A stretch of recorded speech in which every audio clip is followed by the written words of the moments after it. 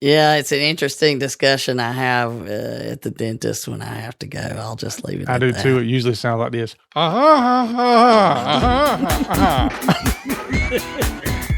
You're listening to the Help Me with HIPAA podcast, where HIPAA and humor collide to make learning fun. Your delightful hosts are Donna Grindle and David Sims. Relax, HIPAA help is on the way. Welcome to episode 376 of the Help Me with HIPAA podcast. Today, OCR goes to the dentist. Hey, I like it. Yeah. And it doesn't end very well. But before we get into that, welcome Donna from Carden. Hello, Donna. Every week you're doing something different on the welcome thing, and I'm not ready for it. You know. Yeah, never know. Well, how are you, David? I'm doing quite well, thank you. For a Monday afternoon recording Yeah. time. Okay. Yeah, we're about to get into Cybersecurity Awareness Month. I'm excited. Mm-hmm. I can hardly contain my excitement. I don't know about you. I know. It's hard to sleep. Okay. Let's share what we have to share because we got a lot to share today. Yeah. All right. So we will start with the obvious, the Privacy and Security Boot Camp. Privacy Boot Camp. What? Yeah. So March 12, 13, 14, 15, go ahead and put it on your calendar. Better yet, go ahead and get your tickets today at pricesafebootcamp.com. Mm-hmm.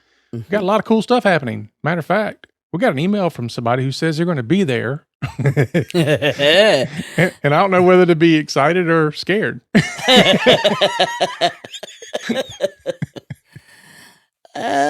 We do appreciate the folks that are reaching out to us about coming, and we're looking forward to meeting you in person. Yeah. I won't mention any names because we don't do that. But somebody's like, I'll see you in March. I got something for you. I'm just like, okay. All right. You know who you are. Yeah. Mm. So Yeah. If somebody walks up to me and says, "Are you David?" I'm like, nope. Show me your hands. I have a present for you. Yeah. Come outside. But anyway, no, looking forward to meeting everybody. It's going to be fun. And the plethora and the breadth and width of those people that will attend is going to be interesting.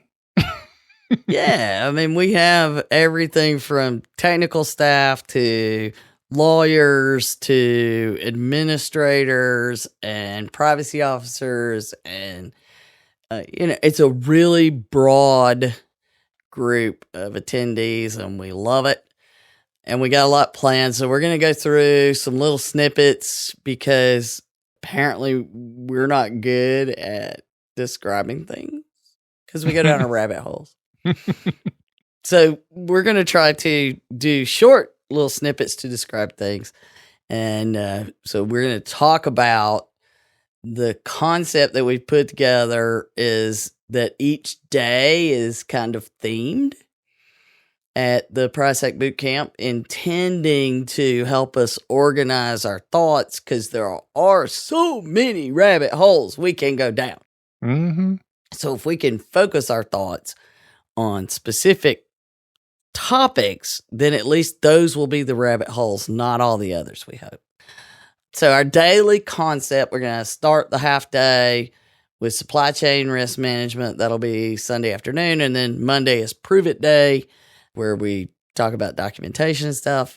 Tuesday is Risky Business Day for, risk management. Yuck. We both just fixed it. And then we end with Murphy's Law Day because after we've made all the plans for everything to go right, we must make the plans to assume that it'll all go wrong. Mm-hmm. And so what could happen will happen. And we'll go into what kind of sessions are in each of those days over the next 4 episodes. So that gives you a reason to listen in for the next month. All right. If any of these sound like something you need, then go ahead and sign up now at PrisecBootcamp.com. That's PRISEC, is in privacy and security. Bootcamp.com. .com. All right. So now where are we, David? Where are we in our... We are Thanking going to our the HIPAA donors. Say What? Oh, yeah. Well, always, thank our donors. Heck yeah. Heck yeah. Heck Okay. yeah. Appreciate you guys, as always. So here's something that's kind of interesting, but yet not. And are we moving to HIPAA Say What? We are moving HIPAA Say What? And you haven't gotten that figured out yet, have you? No, I'm still working on that. The technology in front of me does not allow me to do that yet. Okay. So, anyway. All right. Say what? Yeah, there you go. There you go. So there's a thing that people do, and I'm guilty of it. You're probably guilty of it. But we put an app on our device, and it's like, you must accept the privacy policy. And you're like, whatever, next. Okay, let's do it. Yeah. I mean, we're raised on clicking next. Everything we install, next. Terms of service, who cares? Next. Yeah. Yep. Well, unfortunately, with health apps, they might share some of your health information with advertisers. And before you say it, it's not a HIPAA violation. HIPAA can do nothing for you. Not in most of them. I mean, it's a very narrow scenario where HIPAA would apply to a health app. Mm-hmm. And that would be one that the doctor is representing and encouraging you, or essentially prescribing to you to use, instead of, those that, if any consumer can download it, it's not, hey, that would be a good idea if you track these things, but it is not a requirement, and it will not go into your medical record. Mm-hmm. So unless you choose to put it in there, then, it's such a narrow area. No, HIPAA doesn't apply. Yeah, goes back to what I say all the time, which is not all healthcare information is protected health information. Yeah. So just because it's health information doesn't make it protected. We should have learned that during the mask mandates. Yeah. Among other reasons that people holler HIPAA. But anyway, the Washington Post had a good article on it actually a few days ago. Mm. And you can go check it out there if you want to read more about it. But be careful of these apps that you're putting on your device and the information they're collecting, because you're probably not reading the privacy agreement and the terms of service when you're putting it on, and you have no idea what information they're grabbing from you. Or who they're giving it to, because it's almost always going to be so they can serve you more ads. Yeah. Well, the ones I love are the ones you put on your phone, and it's like, okay, I'm going to play this word game. And it's like, I need your location. I'm like, what?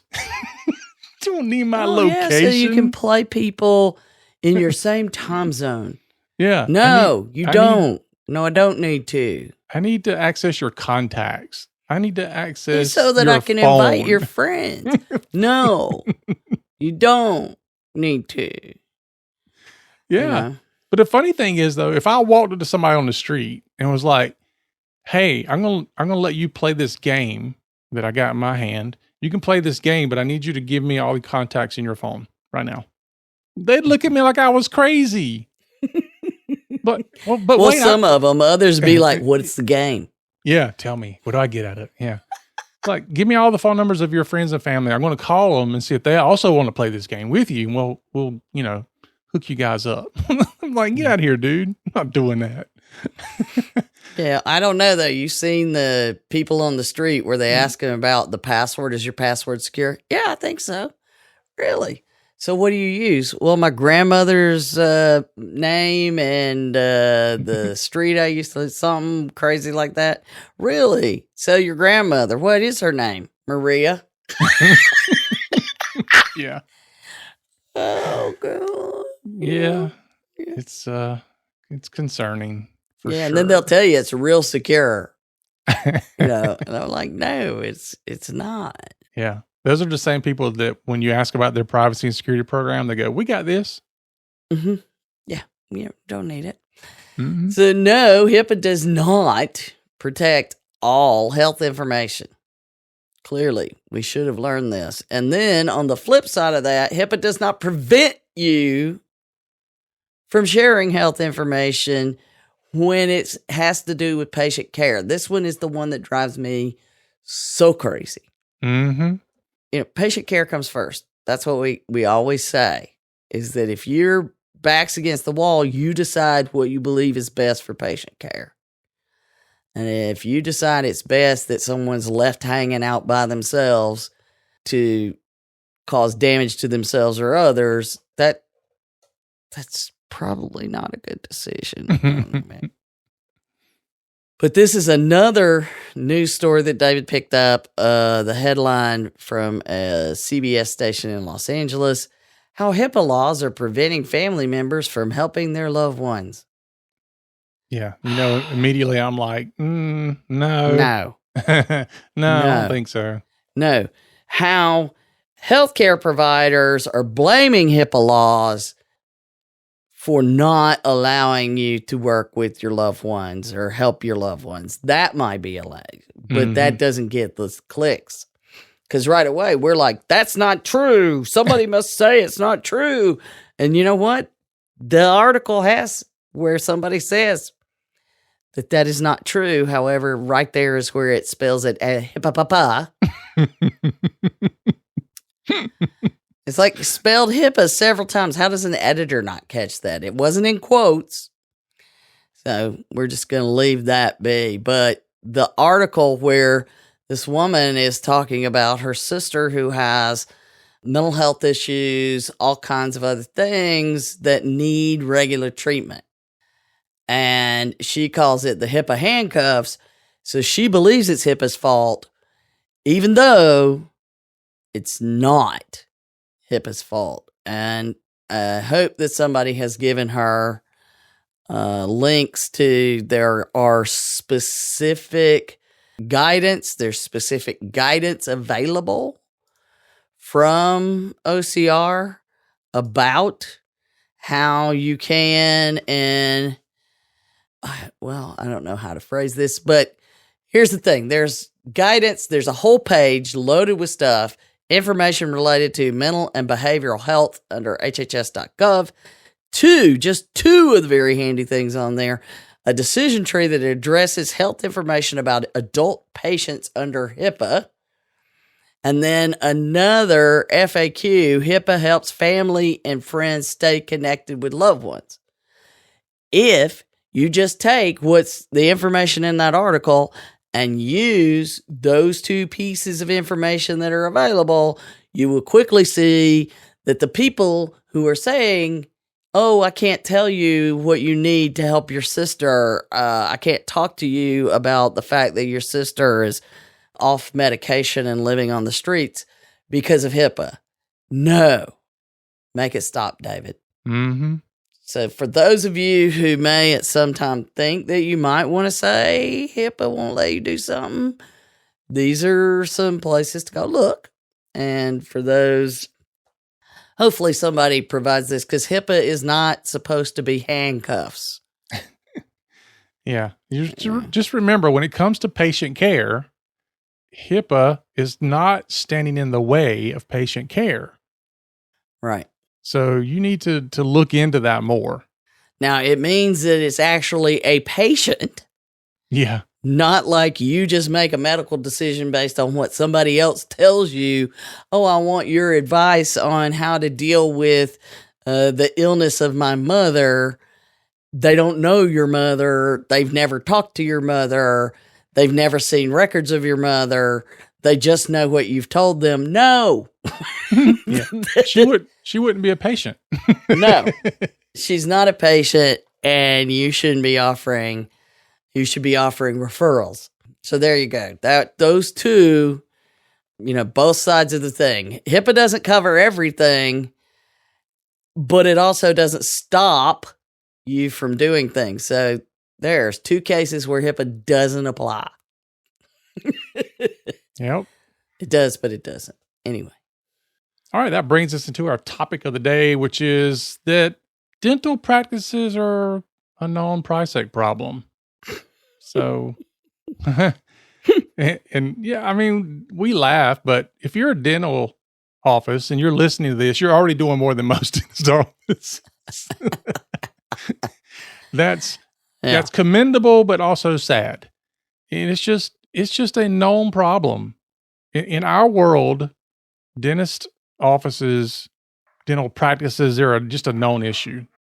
Yeah, and it's not like we're saying it. It's, we have the conversation enough with the administrators of dental practices, the people that work at dental practices, the IT folks that deal with dental practices, other consultants that deal with dental practices.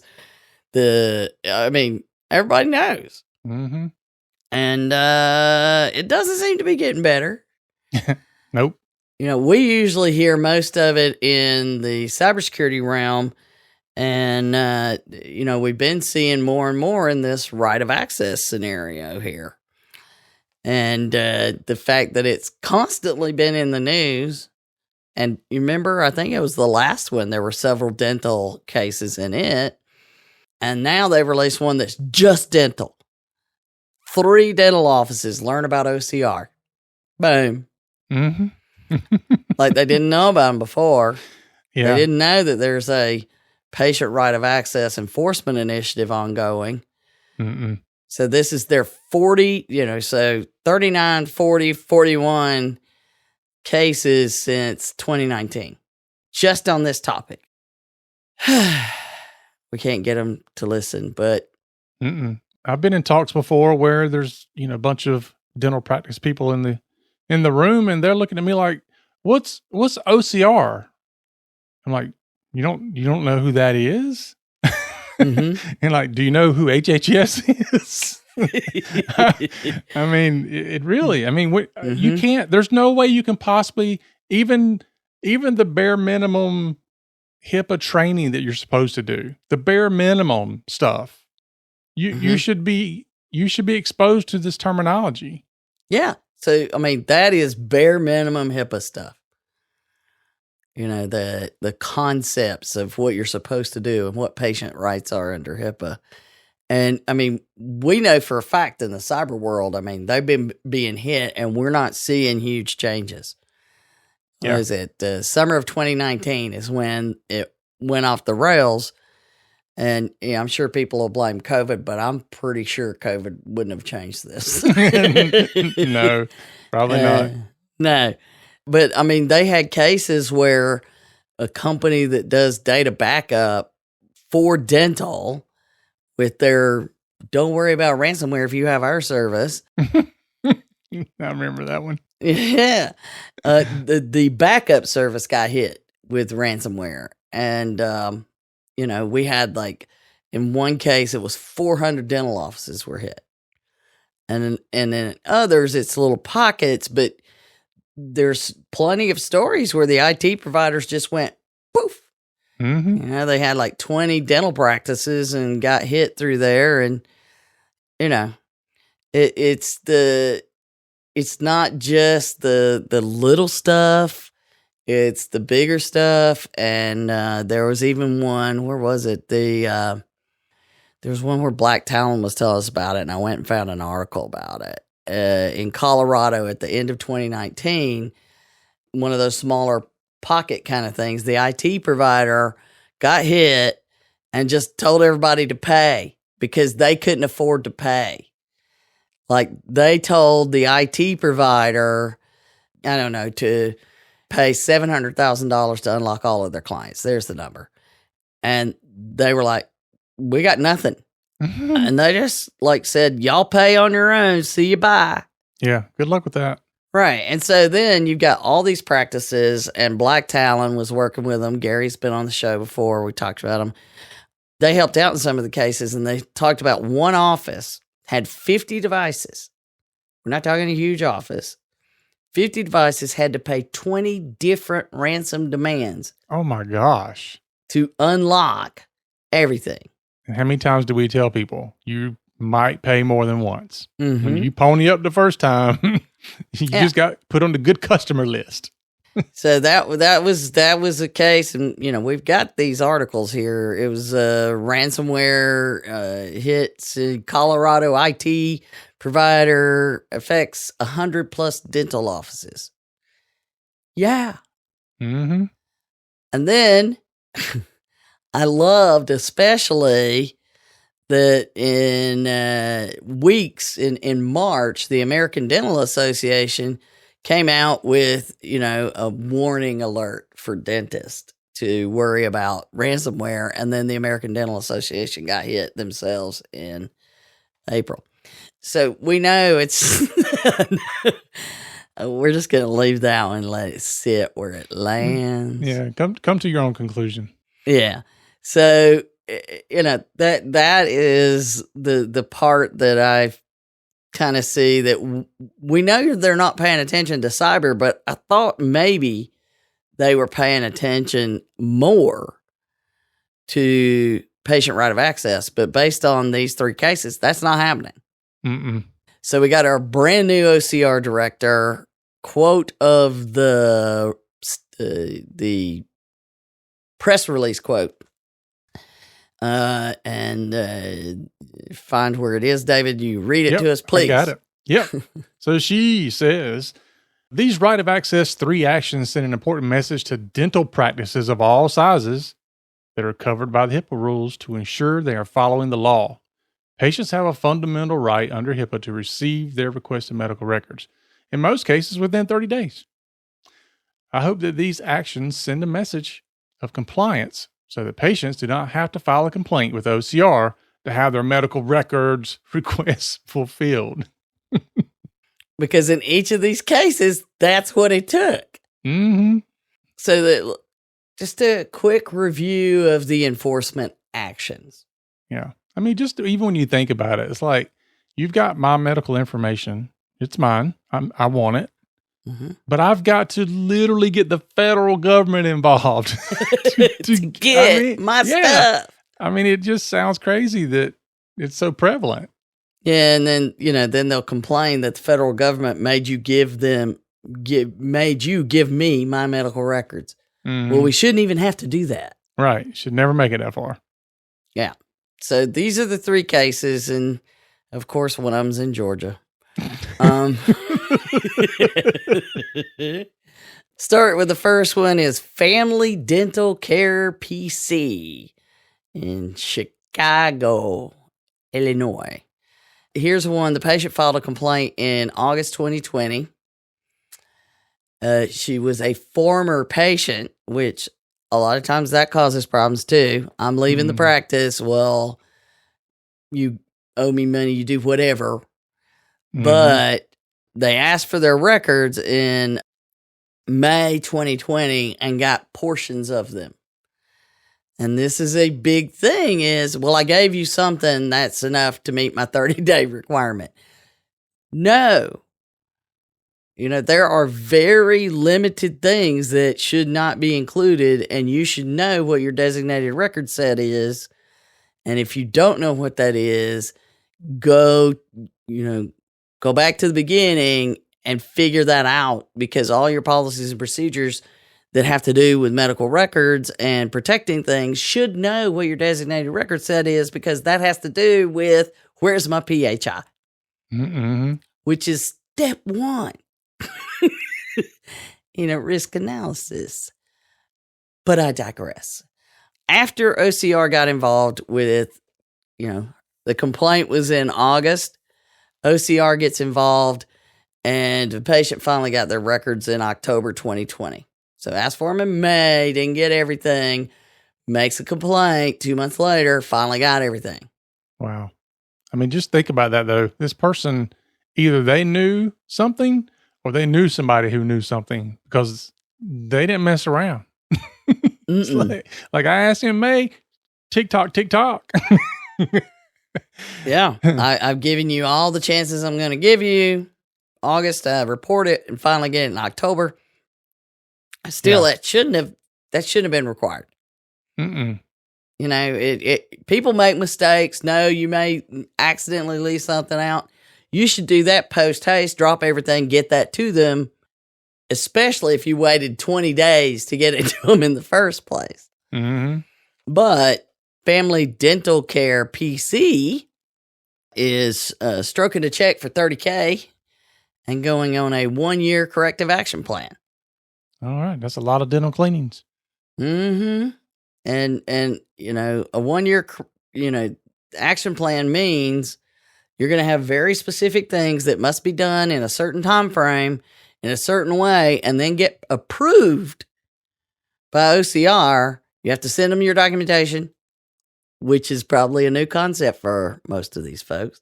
Send them the documentation, get them to approve what you're planning to do. You do it, send them the documentation to show that you did what you planned to do, and they have to approve that, or you have to go back and do it again with new documentation to prove you did more.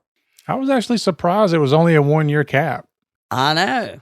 Well, that tells you that they probably cooperated and there weren't tons of cases where they had, but they didn't have documentation showing they were even tracking it. Mm-hmm. Right? So, but the next one, it's a doozy. Definitely not a client of yours. No, this is, no. I mean, if this had been brought to me, I would be like, who's in charge of this? But clearly no one was. So this is Great Expressions Dental Centers of Georgia. They operate sites all over, apparently multiple locations throughout Georgia. Okay. OCR gets a complaint in November 2020. OCR gets a complaint because a patient requested access to her medical records in November 2019. Yeah, a year later. So, yeah. So didn't know about filing the complaint, but once they learned about filing the complaint, they did, because the problem, turns out, is they told her, or the patient, I don't know, they told the patient, the complainant, that they had to pay $170 copying fee. I just want to know where that come from. That is completely disconnected from what's happening under patient right of access. I mean, that right there, if you even had a clue that any of this was going on, there's no way you would charge $170. That's somebody who's charging, I bet you they're charging like $5 a page or something. Yeah, like there that. used to be this per page fee, and that's why we have the cost-based fee requirement today. Now, you can still charge that to someone that is a third party. Like, I want to send it to my lawyer or whatever. If the lawyer needs a certified copy, not just your copy, then yeah, I can charge them a certain amount. But in the state of Georgia, there's a limit of $25. No, it's $170, Donna. I don't even know what the 170, how could you, that, I want to say since 2017 at least, we've been having those disagreements about the 650 and whether or not so 170, I mean. Yeah. And we're talking about a place with the multiple locations. So not a one-man show. So so somebody somewhere either knew the rules and said, I don't care, or they said, I don't care to follow the rules or even know them in the first place. Mm-hmm. When it's that far out, that far off kilter, off the scale, I mean, what else would you claim that to be? We don't even look and keep up? Well, I mean, OCR responded in kind. They did. With well, let's just say, even so asked for them in November 2019, filed the complaint in November 2020, a year later, finally got the records without having to pay the $170 in February 2021. So well, they had to spend time figuring out what OCR was first. That's just wrong. Yeah. And then they probably had to figure out what HHS was. So eventually they figured it all out. But OCR, not being upsold by the $170 copying fee, decides to charge $80,000. Yeah. And a 2-year cap. So congratulations. You won. The place in Georgia. At least you got a good football team because your privacy and security is downhill.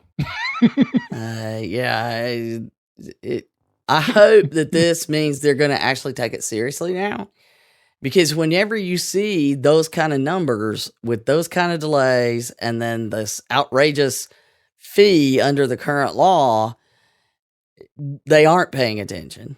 We know it, and be happy to help you guys. I'm just saying, you got to want to. In the first place. $80K and a 2-year cap. That's the best part. You're right. OCR responded in kind. Except the law says they can charge that. The law says they could charge more. Yeah, you probably got let off pretty easily. And I imagine if they dig around some, it's probably still not going to be very good for you. So be happy. Maybe you'll build your privacy and security program for $80,000 and some change. Well, and the thing is that we all know in these cases, they're not looking at anything else, even though they could. They're not looking at anything else. And if that's the case, then what you going to do if they start looking at other things? So you better get all your ducks in a row, because they're not going to be happy if they come back and find you just took what they forced you to take seriously. Yeah. Matter of fact, now that I think about it, one of the first people to ever tell me HIPAA schmippa, and they had HIPAA covered, both were dental. Yeah. Both. To which I said, just sitting in your office having a conversation with you, I already see 5 violations. I know. Already, just in the 30 minutes I've been here. So anyway. So that gets us through 2 of them. But I will note the difference in that, the 30,000 1-year cap, and then 80,000 2-year cap, and family dental care, the first one, I think it's probably more than one dentist. And then we have the third case. Good news.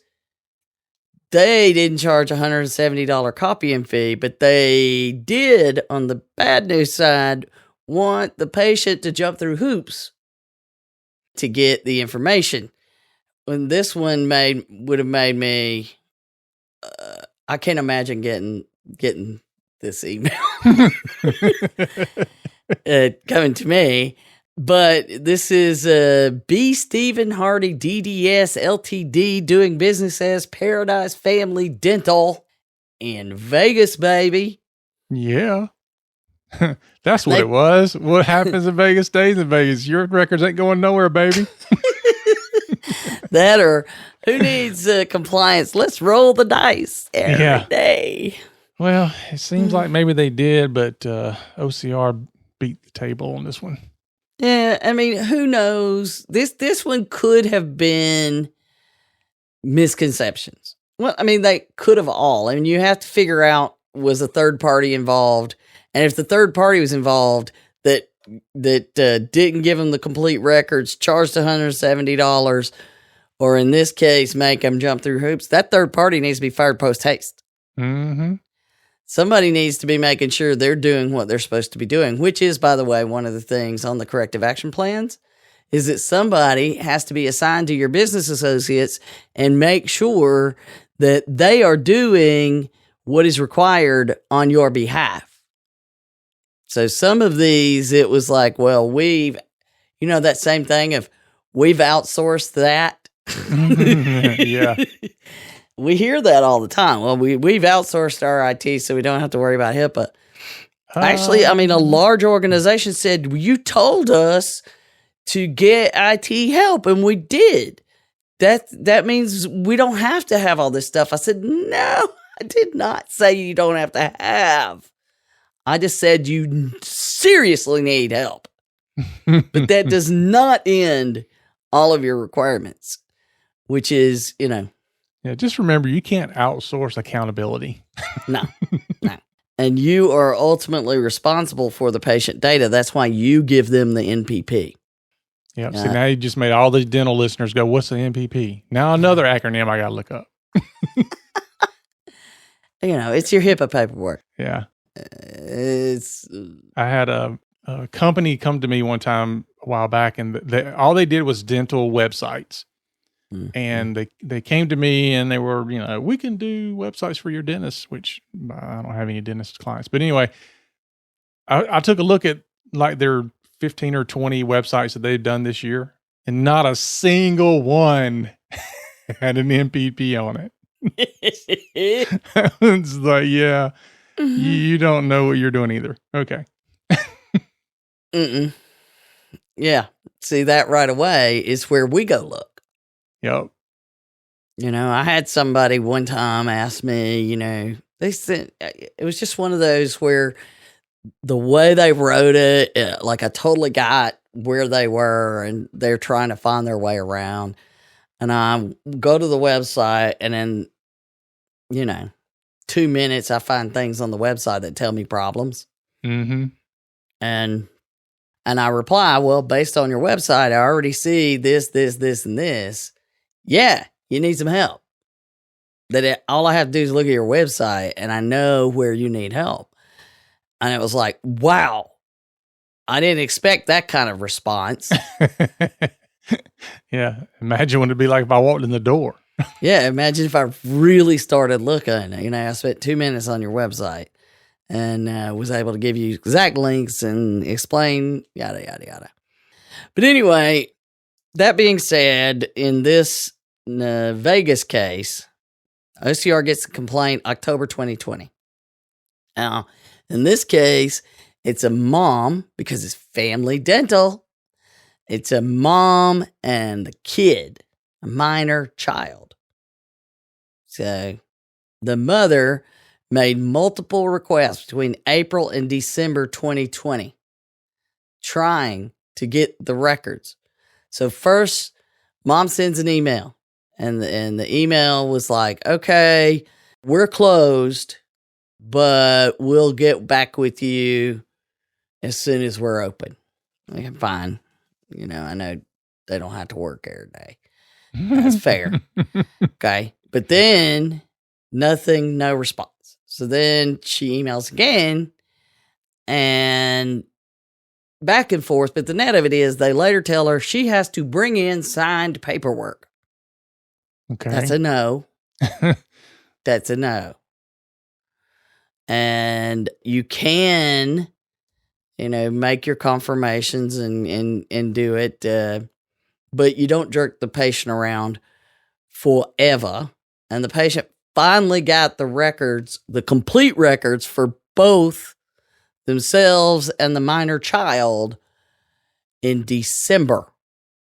So they started asking in April, and they gave it to him December 31st, 2020. It was like, well, we're going to give it to you this year, but it's going to be at the very end of the year. I don't know how it went from filing a complaint in October to getting the records, but apparently even after filing the complaint, you don't hear anything when you can file the complaint. You don't hear what's going on necessarily. You'll hear questions.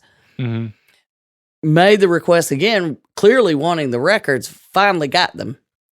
And so this group is $25,000 and a 2-year cap. So the 2-year cap, those are the ones that tell you the ones that need to do more work, or the ones where they don't believe that leadership is fully engaged and committed. Yeah. They will take a look at that as well. Yeah. And just so you know, when you look at the dollar amount I mean, there's a lot of stuff that go into that. So you can't look at 25,000 versus the other one being 80,000 and say, oh, this one was so much better. No. You're dealing with potentially, one practice here, one person or very, very small. I mean, it's using his own name versus somebody who's got multiple locations. So what they're looking at is, how can we get your attention? 25,000 might not get the attention of the other guy. Well, and they look at the extent of the violations and how long they went on. Yeah. How far out of line they were. How much copying fee it is. And they look at the financials of, that freaks people out. They'll ask for the financials right up front. Yeah. Yeah. So for those that are like, oh, I can't afford this security. I can't afford this training, like Project Boot Camp. But then you go out and buy a brand new Mercedes and have a month-long trip to Italy. Yeah. Yeah. Yeah, they do make note. I've seen them come back and say questions like, what is this line item here on your financials for? What are you paying rent over here for? They'll ask very specific things as they're evaluating what's going on. So it is something that they do look at. They start with, if all things were equal, based on what we've identified, it's these violations over this period of time. Based on our chart here, this is what the law says we could give you a civil money penalty for. What would you like to do? Usually that number is quite high. Yeah. What I would like to do is reduce that number. And that's where you start. Let's play limbo. How low can we go? Yeah, there you go. And that is how those negotiations start. If they see that you're actually trying, making an effort, you have some documentation, you have put yourself on a corrective action plan and can prove it, they'll say, you know what, we might check on you 6 months from now. Yeah. But just know that nobody says, oh, I didn't know. And they go, oh, okay. We'll just let you buy this time. Yeah. Okay. So, and note to self, if you haven't paid attention to the changes, it's possible you still think that just like you could charge $170 to get medical records, that there is what they call an affirmative defense. In the original HIPAA, you had that option. Yep. In the original HIPAA, you could say, yeah, my bad, I didn't know, and get a pass. You got a mulligan right away. Yeah. And no, you don't, that got gone. In high tech, it got gone. So if you're not keeping up to date on all these little things, you may have that misperception that you're going to get that pass at least the first time. There is no such thing anymore. It's all about what can you prove you're trying to do? Are you making an effort? So all you dentists out there that says, oh, I'm a single dentist and there's only, go get the hiccup guide for small practices and get yourself up to date on what the privacy rules really are. If you do nothing else, do those two things. Yep. And don't say, but I doubt you're listening to us if you're. That's true. Yeah. If you go to a dentist, you might want to share this with them. Yeah, it's an interesting discussion I have at the dentist when I have to go. I'll just leave it. I do too. It usually sounds like this. Yeah, it was funny. I went in. They wanted, we've got a new system. We want to get your picture. We'll just get the one off your driver's license. No, you won't. And you're the administrator in the back. It's Donna, isn't it? Yeah. Yes, it is. Yes, Tammy, if you're listening, I respect it. And I gave you a picture that I personally took and sent you in an email. Right, standing right there in your office. I'll be happy to do that, but nobody's getting a copy of my driver's license. Not anymore. No. Anyhow, I loved it. First at the front desk, Well, we just want to make we just want to get your picture off your driver's license. Nope, you don't. Nope. And Donna, why would you not? For the listeners, explain why you would not do that. Okay, so there are two things that are on a lot of these intake things, and it's give me a copy of your driver's license to prove you are who you are. Get that, because you have to match it to the insurance card and the other stuff.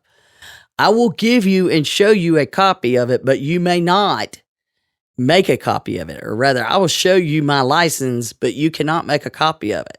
You are not authorized to make a copy of it, because now my driver's license is on file in your systems. And whether I trust you or not is irrelevant. Remember, we talk about it's not if, it's when. And when something happens, I don't want my driver's license to be one of those things I could just snatch up. Mm-hmm. And now they're sending that around for easy use to whether it's steal insurance, because you also got a copy of my card or whatever. The other thing is that I do not do is I do not give you my social security number. You are not required to have a social security number to treat me. Period. It's not required. And if there is financing involved or something like that, I can deal with the financial institution and give them my credit card or my social security number, but I do not give it to put it on any forms anymore. Long time ago, quit doing that.